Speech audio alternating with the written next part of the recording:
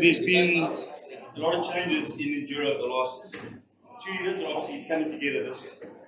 And one of those changes obviously splitting national Enduro away from hard Enduro, having two different series, both run as H.E.S.A, both run as national series. So H.E.S.A is the only hard Enduro series in South Africa at the moment. And that came out of Trav and Will sticking their hand up and saying, right, let's run a separate series. We all know that hard Enduro, that component of the sport, although it shares the same DNA as Enduro, and that's where everybody sort of evolves. And worldwide, that's the piece that's great. So Trav and Will put their hands up, got involved, Leatt H.E.S.A in, and that's the series we see today. So first round tomorrow, a lot has gone into it. I mean, I've been watching in the background a huge amount. You guys will walk the tracks today, and there's a huge amount that goes into putting these things together. And I must say, the two of you, H.E, it's been brilliant to see. I'm pretty sure tomorrow there's going to be some interesting discussions out there. So, welcome. Well, I mean, I look around here, let's just see who we've got. So we've got H.E, core setup, extraordinary. Tomorrow you can come back and find H.E, Matt Stevens coming off a golden roof, did another golden roof this year. James Moore, 2 in a row. Just joined the gas team. Will, Trav, we all know them. 100 class, OC, we know. Dwayno, who's been around Enduro for how many years now, Dwayno? Retired veteran. That's me. And then we've got of course, our Wade Young, our ambassador overseas. So we're sitting amongst some awesome talent, and it's great to see a lot of our best riders in the country all coming together around a series. That's important for all of you, especially as you move forward. And you see Wade back here now. We've all got to put back in and support series and make them work.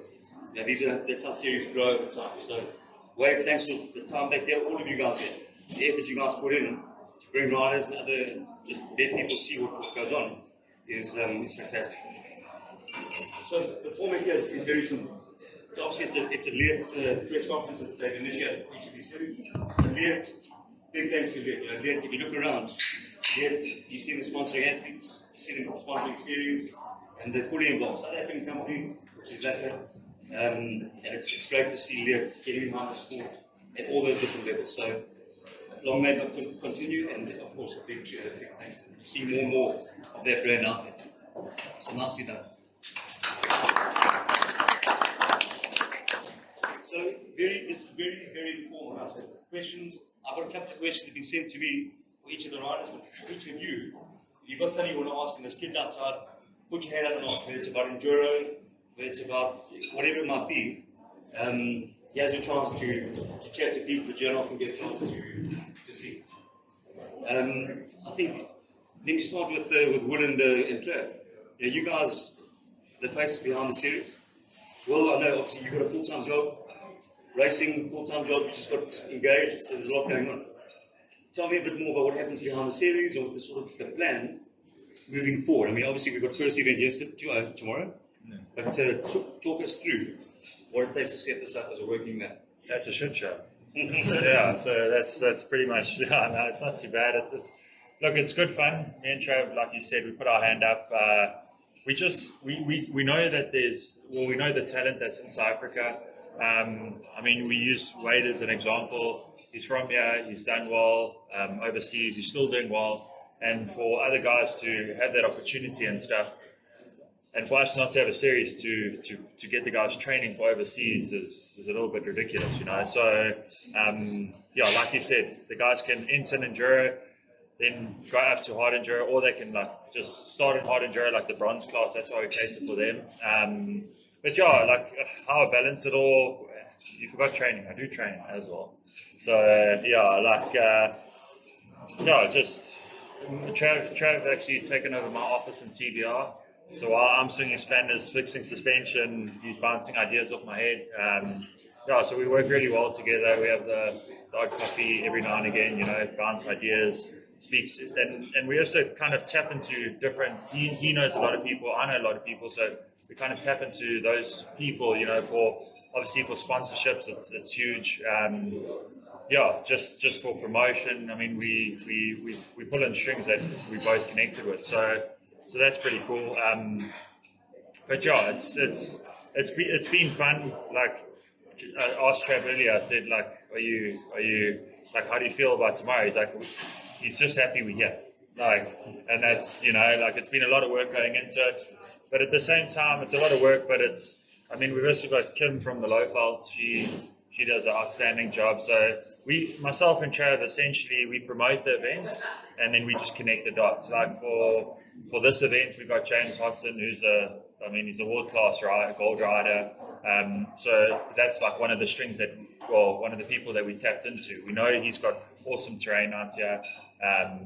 He knows what the level's meant to be at. I rode with him the other day, and he put me to shame. So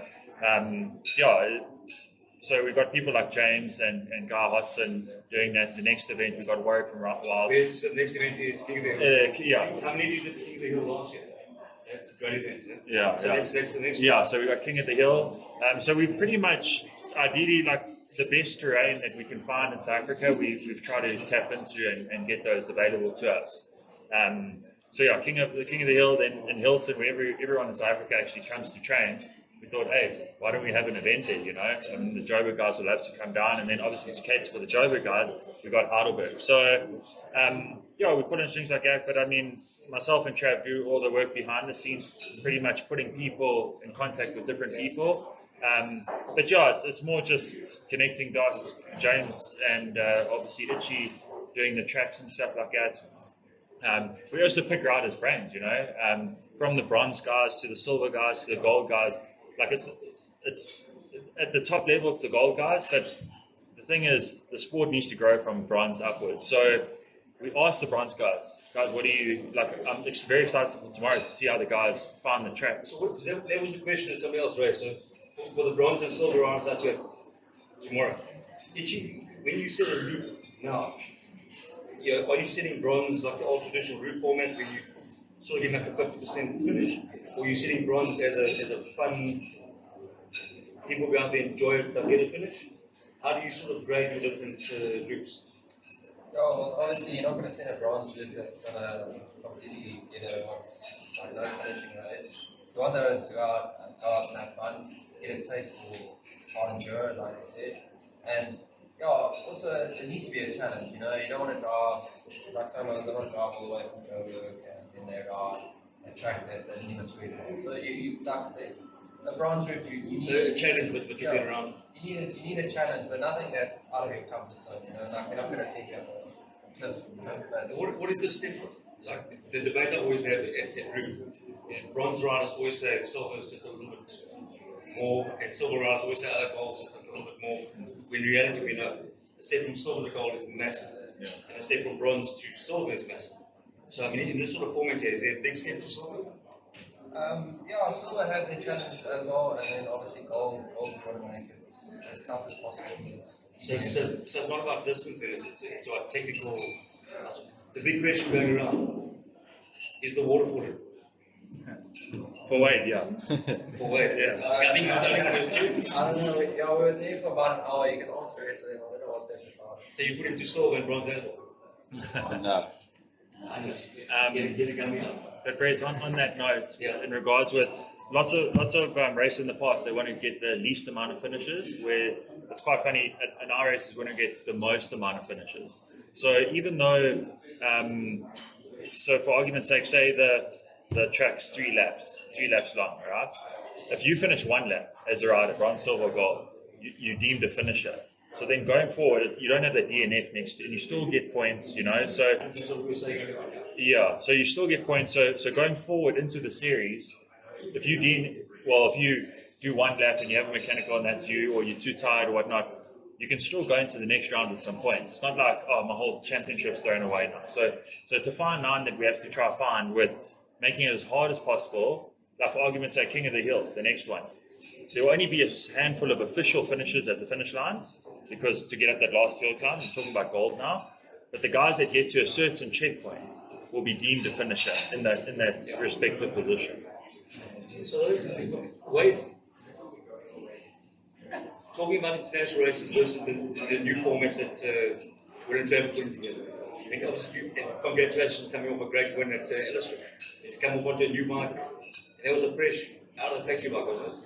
onto Pretty that much. pretty much and get a win. Awesome, great start to the year. What are your what's your view when you look at? I mean, I saw you walking the track today, changing to that format of a shorter, more intense loop instead of this old 4 or 5 hour out and about loop. Is that the way the sport's going, or is that how does that compare to what's happening overseas? I think from a rider side, it doesn't really matter, but from a spectator side of it, capturing the event, it's awesome. It's the best way for spectators to get a feel, and that's pretty much how we grow sport, is bringing spectators in, and they get following the biking thing and end up joining and racing alongside us. So I think it's great. I also believe the way that the races are being structured, like Trav and Leatt have done, I think it's the best way to grow the sport as quick as possible. Small, compacted, high intensity, technical. So it's physical, it's short, so you always got, especially in the beginning laps, have enough energy to attack things and be fresh going into it. So I think it's a great foundation going into the overseas stuff.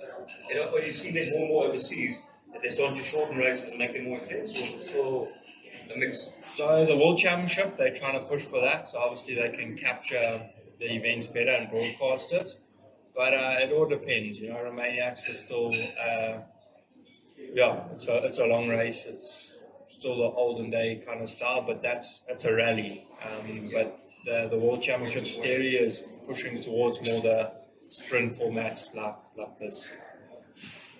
And speaking of Romania, Jimmy Moore, what's your plans, James? For those of you who don't know, I mean, last year you had a great season. You've top 5. Top 5, giving 4 gold, Romanians.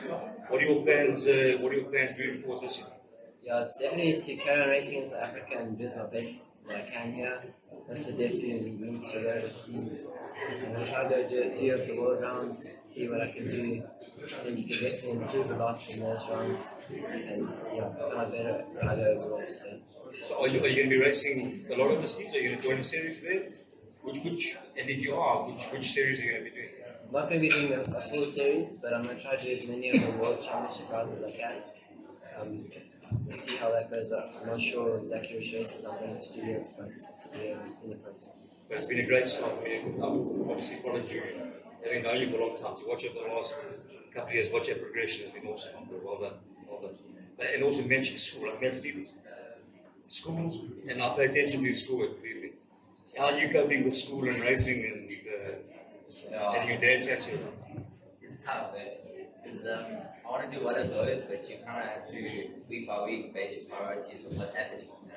If there's a really big race coming up, unless you slack a little. But if there's nothing happening, then we try to push on school. So hopefully I get a good pass, but like 75% or something this year. It's going to be tough, especially if we do get to go overseas. Got to work hard. And what does it feel like for, I mean, you, Dylan, in fact, all of you? You look around, there's so many youngsters around. How's it feel to be racing with guys that did 5-10 years ago? You guys did it all. You guys are all looking up at these guys and think, what does it feel like? Yeah, no, it's really cool. You know, 5 years ago, maybe more, Travis came up to show where I'm from and he trained us on 85 small wheels. So, yeah, to be sitting here along these guys is really cool. Duane, the Oman Yeah. way of the thing. What have you seen over the last week? I'm just trying to think, when you stopped racing, or like you sort of back out of what, about 5, 6? Yeah, quite a years while ago? back, 2019, I think. How have you seen the sport change over, I think not over, I was going to say, over the last 10, 15 years, but I think the biggest changes have sort of come in the last Yeah. 5, No. 6. I noticed a change from, obviously, Wayne went over first, and then we followed suit to do the overseas races.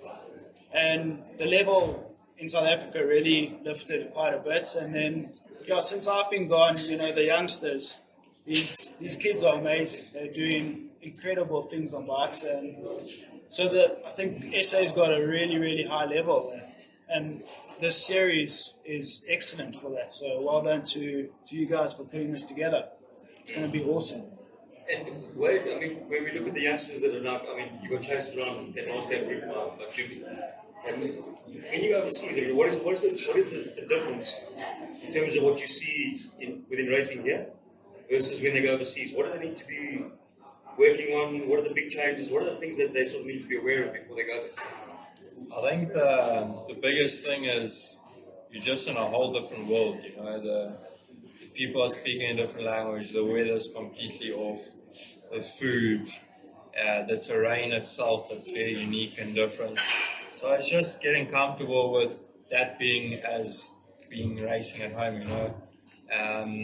Being prepared, which I think we are now with social media, and that we have an idea on what we're going in for, what kind of hills we can watch and review.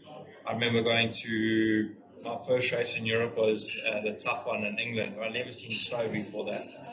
I had a hard route. So I think just analysing, understanding what you're going in for, try to simulate that here in South Africa, and just that there's no surprises. There's nothing worse than a surprise. There's something that you haven't planned for, you haven't packed the right clothes.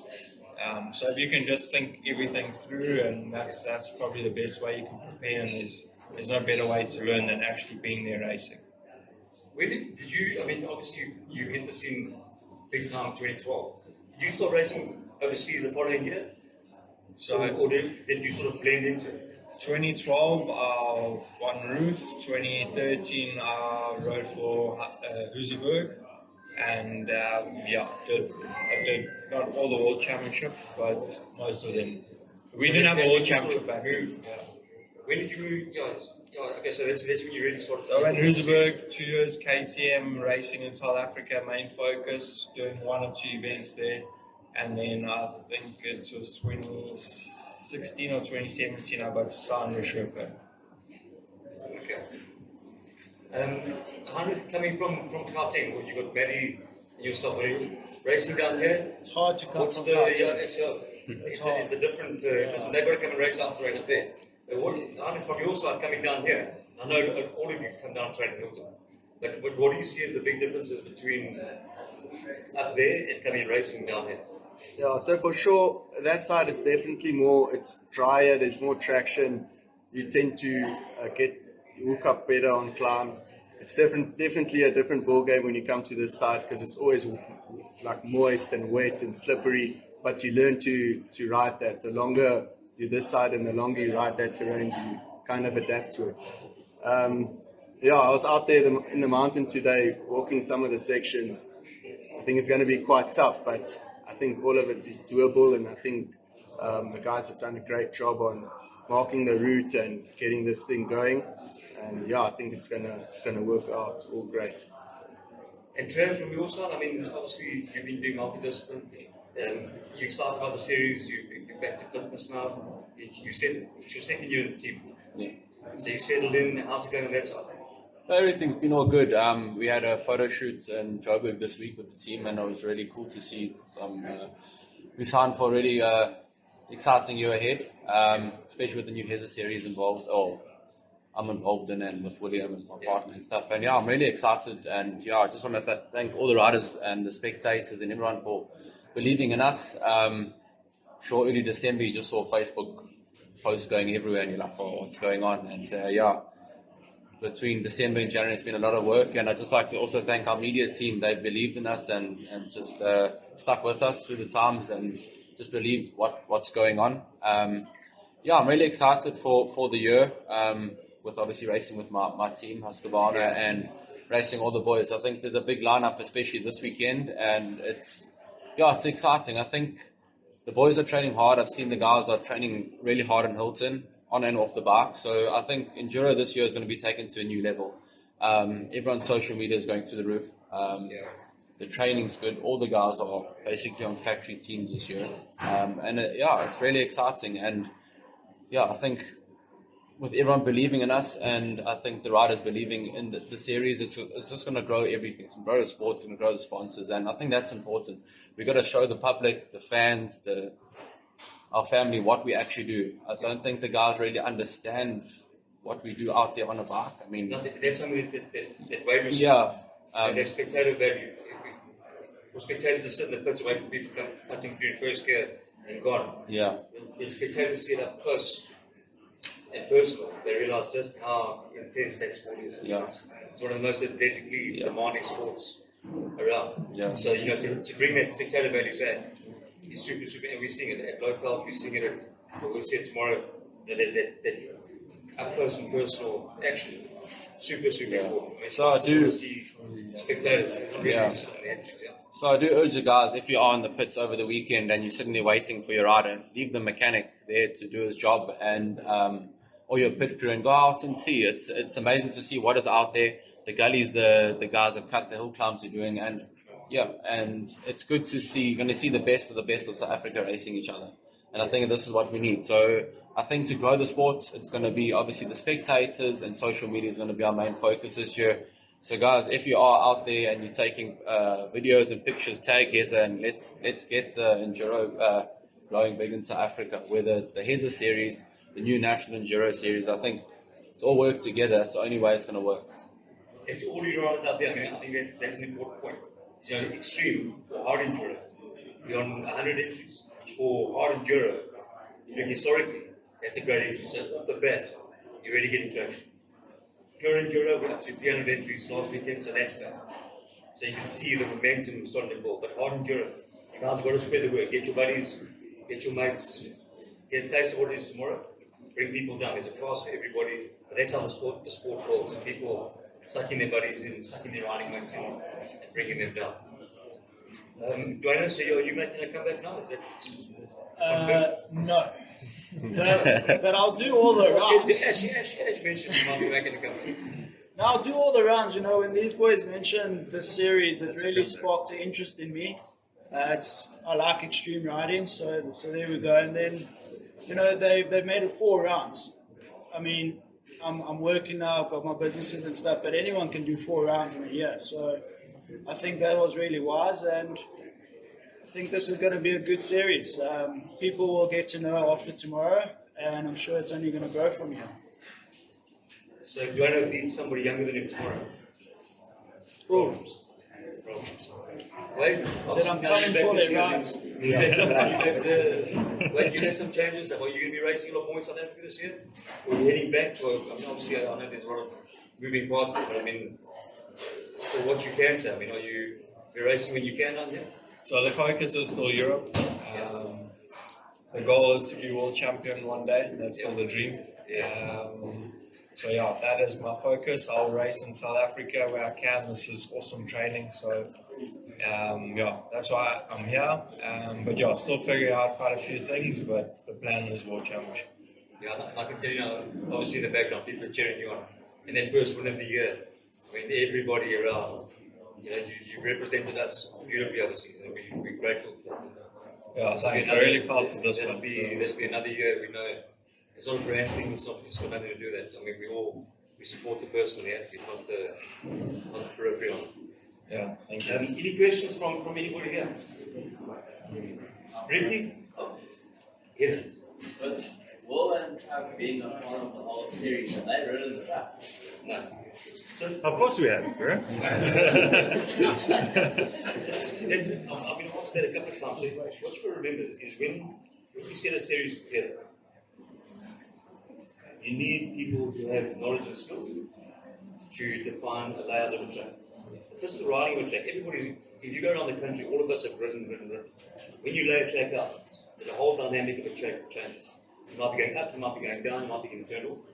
That's why they partner with H.E.S.A. So they'll work out the area, they'll give H.E.S.A. H.E.S.A. then goes and rides. Where the confusion starts is we'll go and do promos, for example. Pick out a section and do a promo. So there might be a waterfall, it might be a drop, whatever it is. So people get the perception that there's track riding. They would hurt the brand from an MSA point of view, from a brand point of view, but from a promo point of view, is you need to have people popping up there, doing a piece, walking down. But when you set a track, anybody knows you can go ride a track out here today and go set a completely different thing in that car park, it will be different.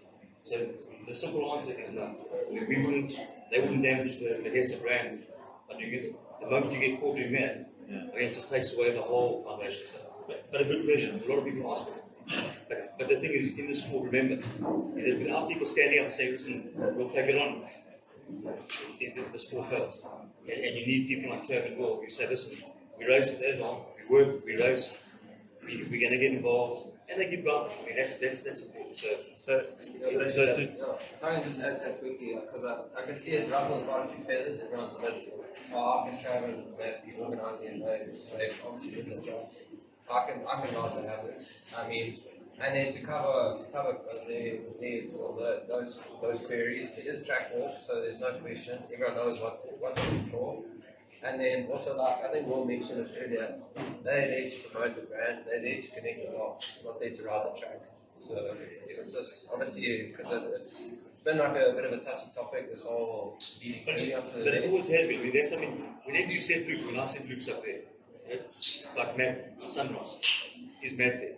You always, but unfortunately, you need people who are in the sport, building the sport. So if you say, right, Matt can't ride, or I can't set, or you can't set, now you're moving people out of the sport. So, but it is something, it's valid, that we have all the time. And when you set tracks, you got to make very, very sure that you respect the rules. It's like playing golf. The one time you cheat, you're always a cheater. Yeah? So that is something that we watch. It's a brand thing, it's a trust thing. It simply couldn't happen. So if I can touch on that again. So essentially, like H.E said, we will. That's why we get people like James Hodson, Warwick from the Lowveld, Zander Person and Joburg, and then Hilton at H.E. So another little touchy subject that's come up is like, okay, Hilton suits the Hilton guys. Cool. Unfortunately, that's just how it is. We've got good riding there. We've got the access to the riding, so that's why we have it there. Heidelberg, same story. So you'll have the guys in Joburg, guys will be like, oh, but the Joburg guys, they know the track. It's just their advantage, you know what I mean? So if guys put their hands up and they're like last year we had a ride on where Jamie lives and Scales lives. That person didn't put their hand up, we wouldn't have had a round. So unfortunately, yes, you might, especially like in Hilton, but we're going to try our best to, we've got some plans in place to cut new trails and drop trees and stuff so guys can't ride the trails and then open them up like a week before, well the track sets as well. But like for argument's sake, to answer your question, the Wildside event, this next one, me and Trav probably won't even go there before the event. We try to go there to get videos and stuff like that, but H.E will go out, Warwick sets the track, so we'll just talk with Warwick, we'll tell him the layout, like what it should be. H.E will go up there, ride the track, give us some feedback, and pretty much do like a hot lap. And then be like, okay, well, Trav, it's a bit hard, it's taking this much, and we'll kind of do the math and be like, okay, we're looking at 2 hours of racing, not an hour and a half, so it needs to get a bit harder. Then Warwick will get involved, like James did here. James said, hey, this is a bit easier, so I said, James, let's put another downhill, another uphill. We don't know, you go do it. And then we kind of gauge it like that. So yes, it is tricky, and it's a flipping good question. But that question gets a lot trickier if they come first and second tomorrow. Hopefully that's the case. Me first, I'm second. But but there's some also from the H.E.S.A, from all of us point of view. We all bless each other. That's something we play carefully. Any other questions? There's some sponsors I want to mention. Any other questions from you? Or have we got everything from H.E.S.A? So sponsors, obviously, sponsors wouldn't have from a H.E.S.A series. They've gone out and secured their own sponsors. And it's great to see sponsors coming back into the sport. National jury level, we haven't until we've got a product. We've avoided going after sponsors. But they've got a great family around them. You've got Gas Energy, TBR Suspension, the two best bouncers. Rad KTM, Roos KTM, so the dealers are all coming to the party.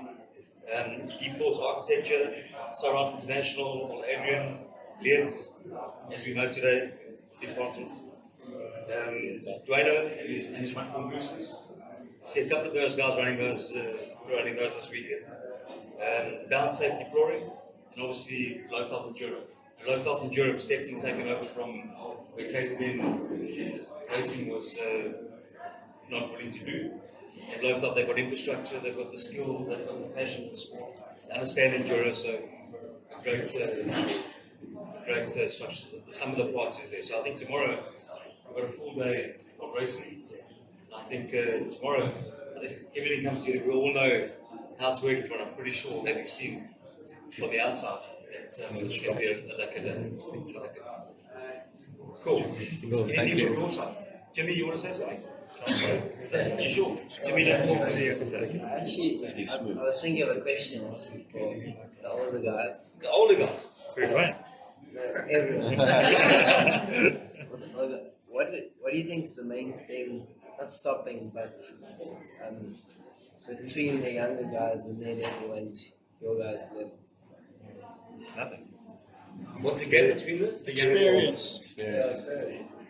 So Jimmy's question was to Dwayne. Is what is the difference between the young and the old?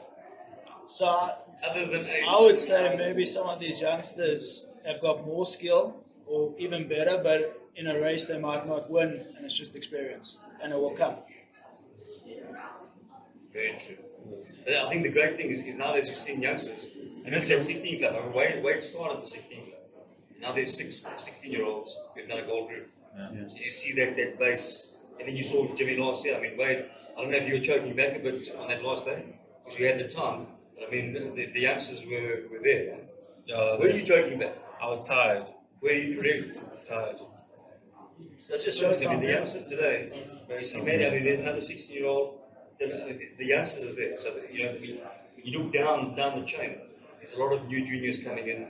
They're looking at the guys further up the chain. And of course, with the amount of riding we've got, that level is, look on this table. And if Luke was here, Matty Green, it's a young, we've got a strong extreme and endurance. So it's, I think for us in South Africa, the future's looking. We've got weather, we've got terrain, we're all athletic. I mean, South Africans are naturally athletic, so we're going to get cool. That's an our first one. Yeah, you got a question? Yeah, sorry. I just want to find out for the guys that want to try this series but have never raced before. Obviously, those are the guys who want to get involved in our problems.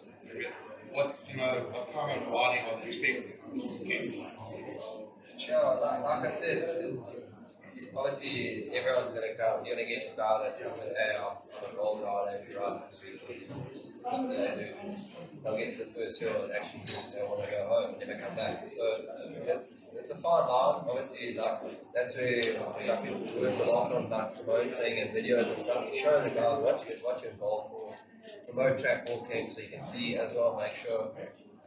But yeah, along those lines, like like I said earlier, like you want to challenge them. Obviously, no like students out there, you're going to chase them away. You don't want them to come back. I think it was all that said, like you want to get up to a 100% finish rate. You know, you want to keep the guys happy. Like no one enjoys coming to an event and then you do a certain amount of laps, like that's the end. You know?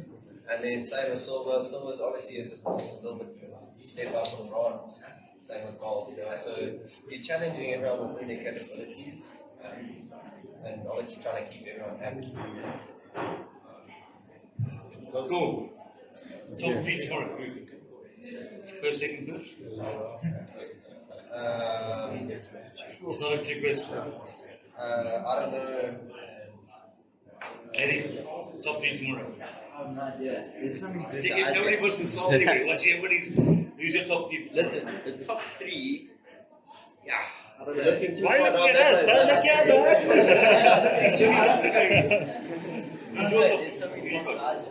Big top 3. I'd say you've got to go with experience. You've got to say Will, Trav, Wade. We'll see at 4 o'clock. We'll try Wade at least. No, shut up. What you got?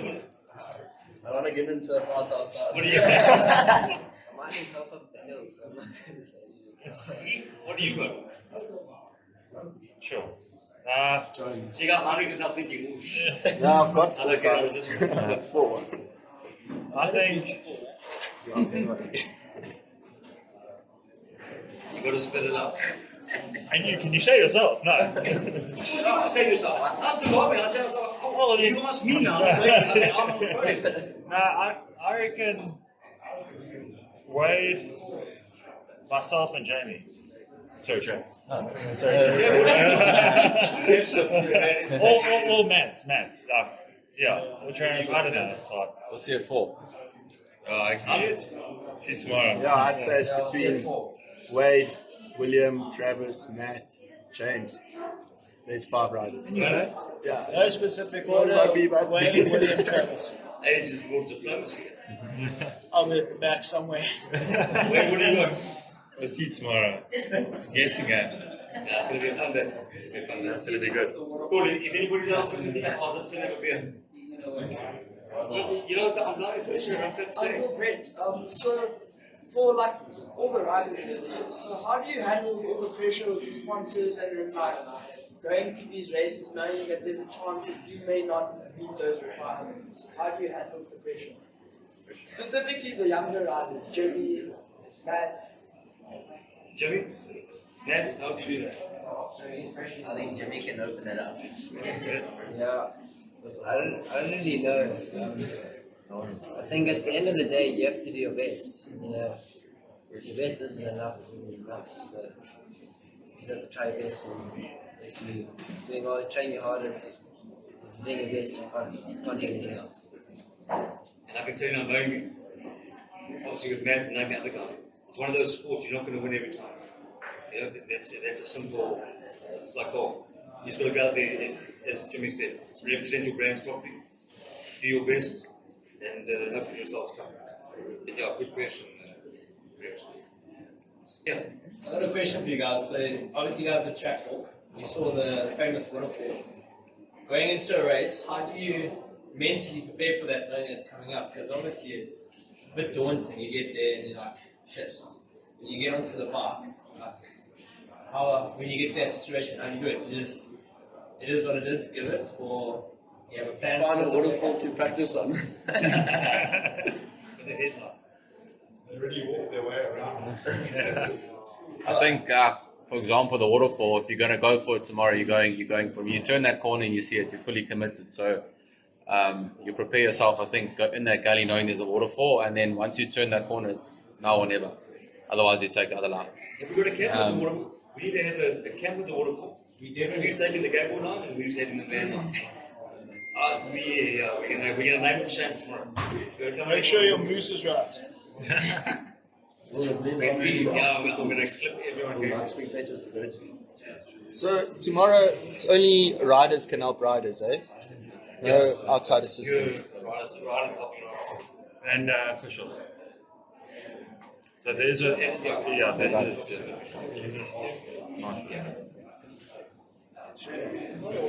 Anyone else?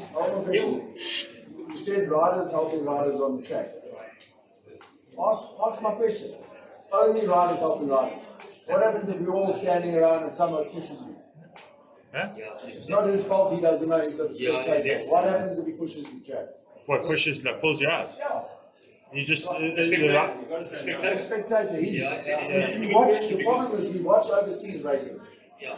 Wave will know. There, those guys are all in. And you watch it on TV, they're all pulling. Now we're getting spectators coming out. It's riders helping riders. I understand it's chicken side. Those are excited to help too. No, but it's a great question. Wait, what happens What do you say? Say no. Just tell them no help. It's up to the riders too. But if somebody does jump in, Because the penalty is on the rider, not the spectator. So the rider's responsible for saying no help. so they give you an opportunity to say no. So if you say no, even the guy's giving you a tug. Well, if it's on camera and you get caught doing that and you don't say no, don't help, it's a penalty. Like I said, if you see people resisting, say no. Yeah. Because then I see it as well. I mean, people do get excited. People jump in and think they do the right thing, and then it's a good. So the riders, that's your responsibility is to have. Somebody comes near your bike and you're racing, is immediately get them to back. I don't want the help. They can hurt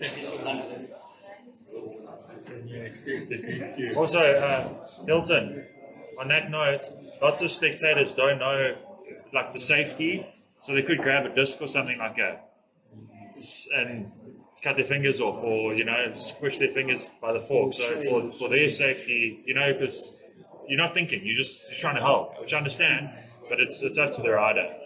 So if you're a good oak, you'll say no. What's that? Ruby, what's your question? I want to know what supplements do you throw in your bag at the back with the water? What do you take with gram clockwise? Yes, sir. Pain pills? What do you Cement. what each means. Answer. That's normally a mixer. It's electrolytes, and then everybody has their own secret sauce. So you've got UVs, then you've got readies. That's why they all go quiet on it, because everybody's got their own little. When the shit hits the fan, you see people pulling out their little thing. You take a bit of this and a bit of that. But electrolytes. Peanut butter sandwiches. Jelly. Yes. Is that it, guys? And ladies. Gents, thanks. So, thank you. And thanks for the support. Wade, welcome back to H.E.S.A, my man. That's awesome. Thanks, mate.